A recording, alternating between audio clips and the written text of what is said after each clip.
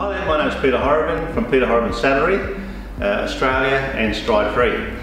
So what I'm about to do today is just explain to you a bit about the hide that we use, the leather hides that we use in our saddles.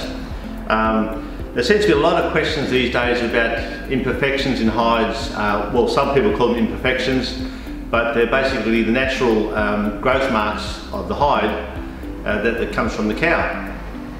So I'm going to explain what the differences are.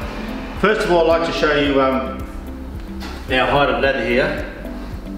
Now our hides either come from England or southern Germany, which are very high quality hides.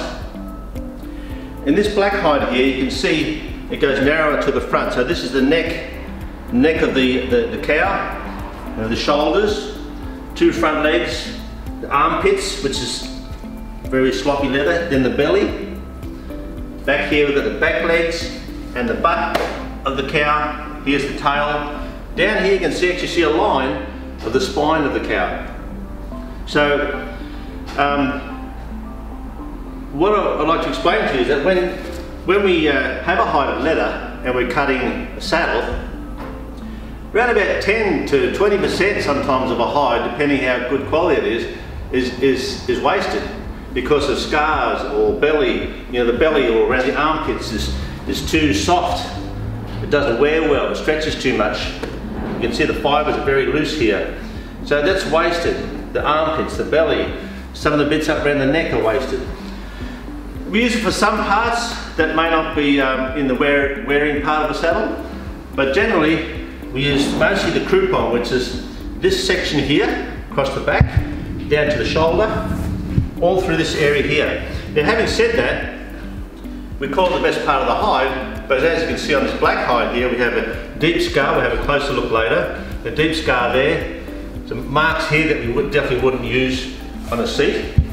This is what we use to trace out a seat pattern, so we can see, we don't see any scars. When we're cutting it out, we mark it out, check it, double check it, put it back on again, then we cut it out.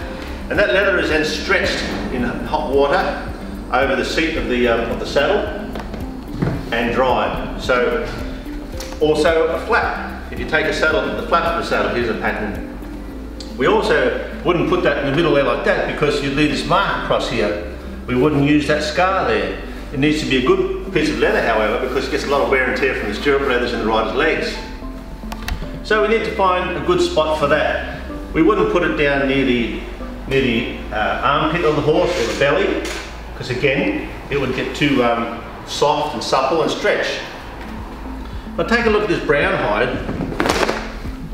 You can see, again, very expensive quality leather from southern Germany again. So, you know, most hides generally come from South America these days, the US, Australia, New Zealand, and parts of Europe.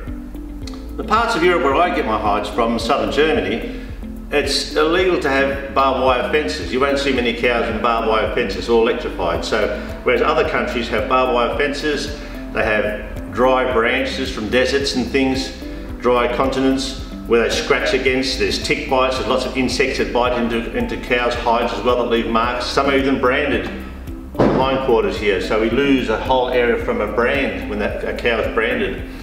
But this beautiful piece of hot leather here from southern Germany, it's very clean, but again, you can see growth marks.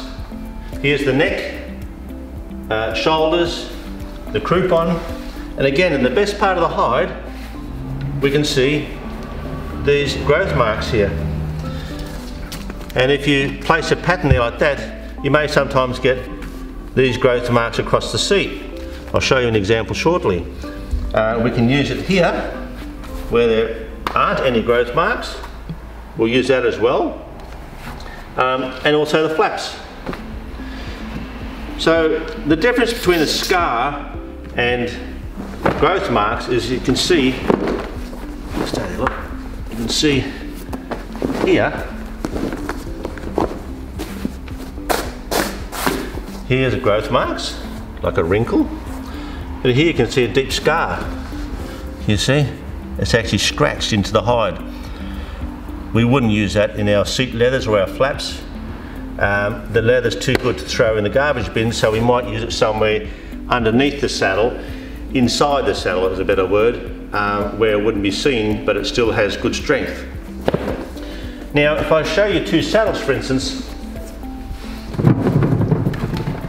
this one. Now, I've chosen lighter coloured saddles to make it stand out more, but you can see these seats were both cut from the best part of the cowhide. This one has growth marks, this one doesn't. Depends on how old the cow was when it was killed.